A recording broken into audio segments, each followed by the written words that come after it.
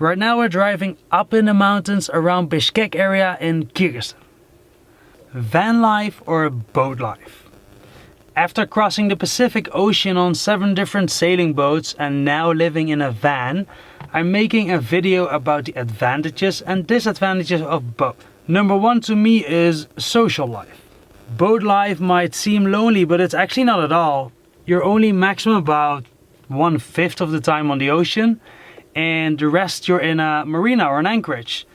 You meet a lot of new people, and you also keep meeting a lot of the same people over and over if you go in the same direction. It's because the good places to park your boat are far more limited than to park your van. Van life is actually much less social. You don't make your choices based on wind and hurricane season, just on where you feel like going.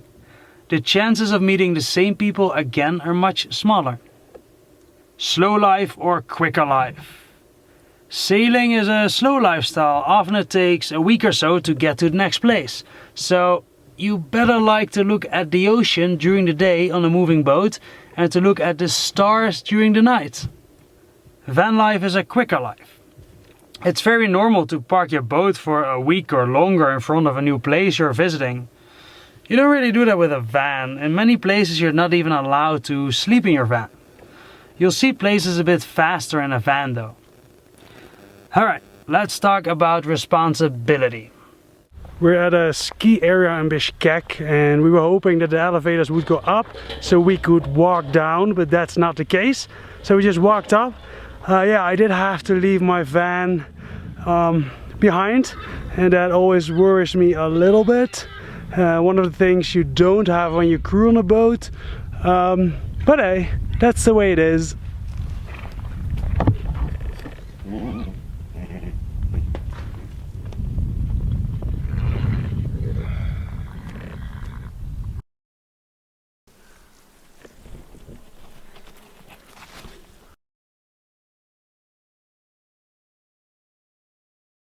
I backpacked for quite a while in Asia and also slept in a tent while cycling in New Zealand. Both have not much responsibility, but van life and boat life absolutely win from backpacking, as finding a new place to sleep every day and carrying your stuff around on your back was fun for a short time, but not in the long run. At least not to me.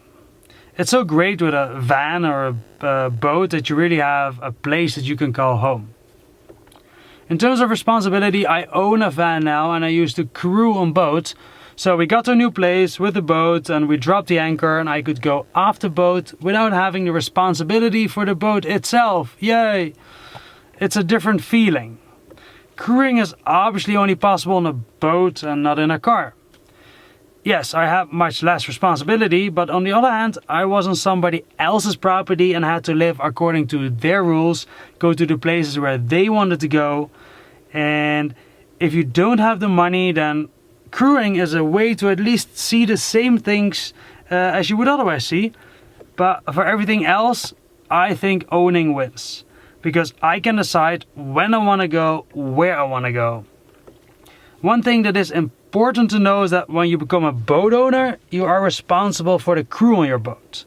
That they arrive safely on the next location. That's important to know. Online work.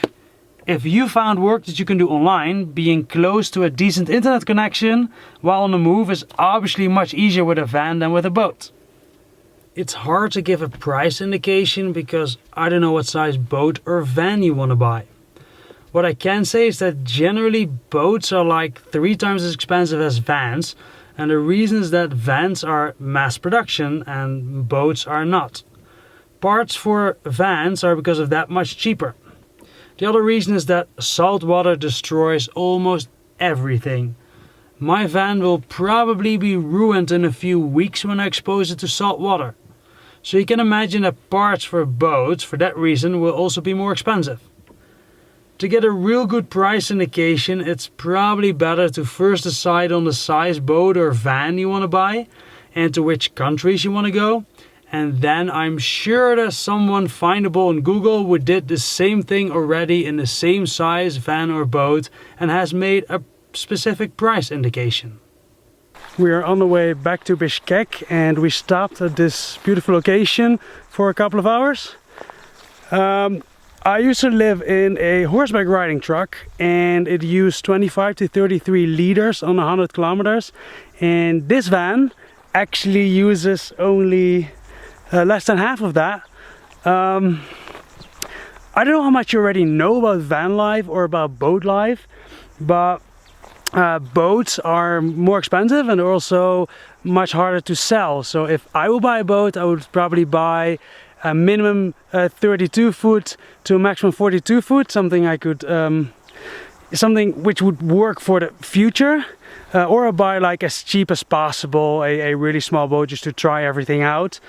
Yeah, as for a van, I chose this one. Was pretty cheap, and I definitely did it for the reason that when I'm on the way, I can find out what I like, what I don't like, and then one day when I have the money, I can actually build my dream van.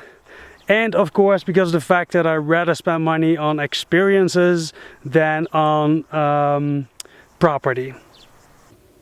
In perspective, the real reason why I chose to live on a boat is because I loved the freedom and the excitement of the ocean, and the reason I choose now to live in a van is because the movement of the boat and the night shifts day after day to get to a new place, which I loved in the beginning, I was done with it after a while. But most likely after a year of living in a van, I want to be back on the ocean again. You have to look at it this way. Sailing is a cheap way to see the world because you don't spend anything in hotels.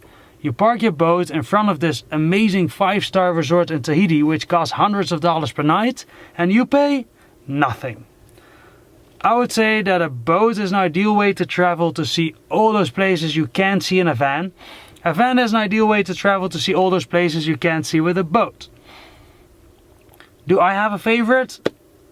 No, not really. It's just that a boat and a van are small spaces.